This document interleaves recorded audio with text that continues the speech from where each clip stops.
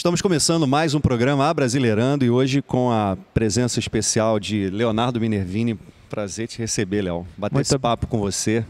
Muito obrigado, prazer falar com você também, Fabiano. A ideia da gente abrir esse espaço para a gente conversar e o Abrasileirando tem esse grande objetivo é perceber como é que a produção cultural, ela de alguma forma se relaciona com as mídias. Então, assim, eu queria começar conversando contigo exatamente sobre essa tua formação. Você é formado em quê, Léo? Eu sou formado em produção cultural, graduação na Universidade Federal Fluminense, 2006-2010. Saindo da graduação, eu fiz uma pós em gestão de marketing e agora estou concluindo o mestrado em cultura e territorialidade lá na Universidade Federal Fluminense também, primeiro curso de pós-graduação em produção cultural.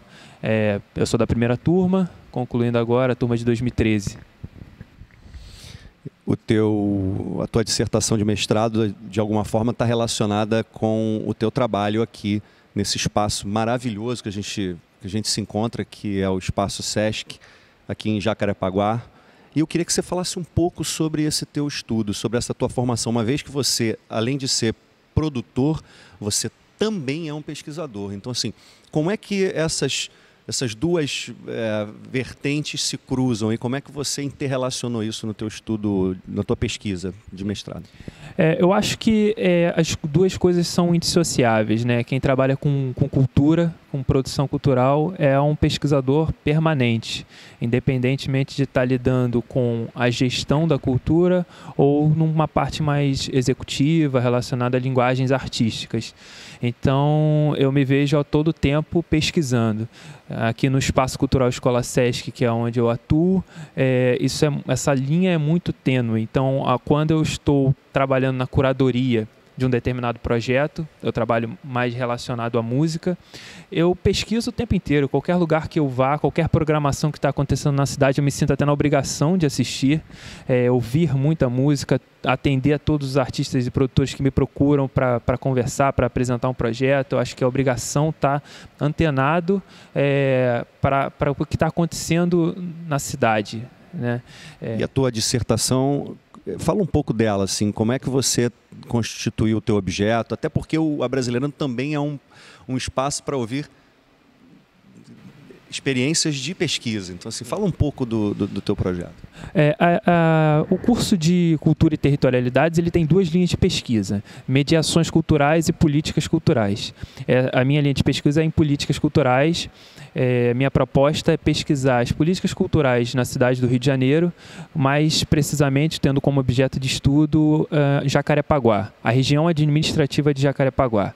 Então, eu organizei a minha pesquisa a partir de 3 capítulos, né, como tradicionalmente é feito no mestrado, mas era mesmo o enfoque, um recorte mais teórico, partindo da noção do que seriam políticas culturais. O que seria, a gente tem dois conceitos muito fortes aí, né? O conceito de política, uma palavra que já traz consigo um cabedal de significâncias, e cultura, e que também não dá para falar cultura assim como se tivesse simplesmente usando uma simples palavra, né? Tem uma gama de conceitos que está incluído aí que vale entender o que se dá quando se juntam dois conceitos assim. Então, políticas culturais. Aí, partir disso, pensar a política cultural como uma política de gestão, mas que traz consigo conceitos de comunidade, sociabilidade, territórios, territorialidades.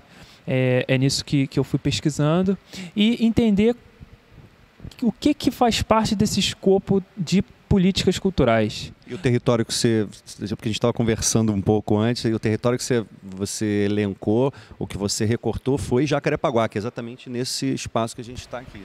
Certamente. Jacarepaguá como um objeto de estudo um recorte, óbvio. Território, né? Um recorte territorial, entendendo de uma maneira mais ampla, mas que não é possível dentro de um mestrado, a Zona Oeste, né, do Rio de Janeiro. A gente tem um histórico de políticas culturais no Rio de Janeiro, desde a década de 80, com a criação do corredor cultural da cidade, ali na Zona Sul e Centro, onde a gente tem um enfoque, o foco das políticas culturais governamentais do Rio de Janeiro nessa região, e a gente tem uma certa bipartição da cidade entre Zona Sul, Centro e Zona Oeste.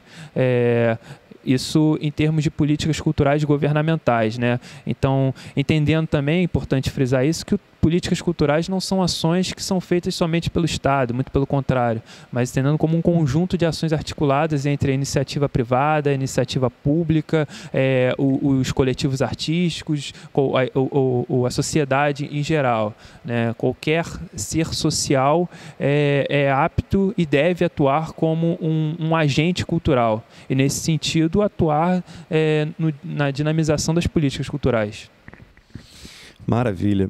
A ideia de você pesquisar, ter um espaço de pesquisa dentro da tua vida, de alguma forma reflete a tua vida, não só apenas acadêmica, mas a tua vida profissional. A gente, de alguma forma, o teu projeto de pesquisa está relacionado com a tua profissão, com o teu trabalho aqui dentro do Espaço Cultural Sesc.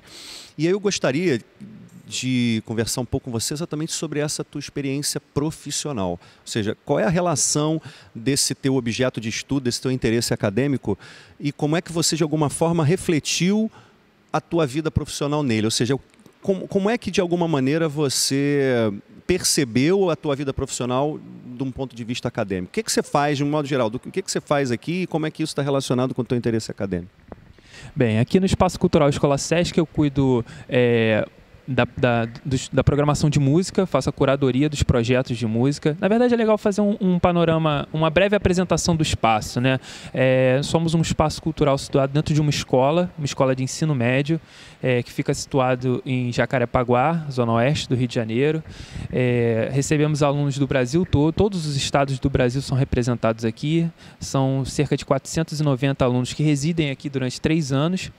Mas, além desse trabalho dentro da escola, que por si só já é um trabalho muito inovador, se ter um espaço cultural com um teatro de 600 lugares e uma oferta enorme de cursos de artes para esses alunos, isso por si só já é bastante inovador, mas além disso nós somos um espaço que está situado em Jacarepaguá e a gente não abre mão disso. Então, muitas das vezes se referem a nós como um espaço da Barra da Tijuca, mas porque estamos numa área limítrofe entre Jacarepaguá e Barra da Tijuca, mas a gente faz questão de atuar mesmo como um espaço de Jacarepaguá. A nossa missão é o desenvolvimento cultural local e aí com foco nessa região, nessa localidade.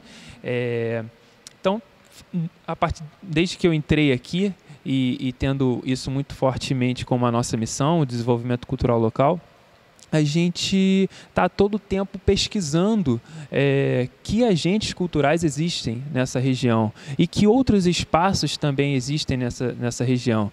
É um objeto também de pesquisa, assim, a gente usa muitos conceitos das políticas culturais, um deles que eu ainda não citei é a questão do capital social.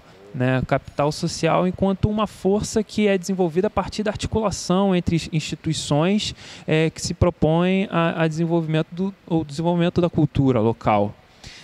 Então, a articulação com outros espaços aqui da região, a Lona Cultural de Jacarepaguá, Museu Bispo do Rosário, a gente tem alguns pontos de cultura aqui na região. Então, é de fundamental importância para quem atua com política cultural e num espaço cultural como este, entender que não basta fazer a programação de um projeto, né? Não basta contratar grupos e abrir as portas para o público. Até porque, atuando fora do grande eixo, a gente entende que não basta ter uma programação cultural para termos sucesso de público. O trabalho é muito mais amplo que esse, né? A gente precisa entender que a ação cultural, ela precisa ser maior do que... Ela não pode ter foco apenas numa programação. É preciso formar plateia, é preciso, né, ter um público, um trabalho constante de formação de público. É preciso entender na formação. Aí entram muitos outros conceitos, como, por exemplo, a curadoria de projetos.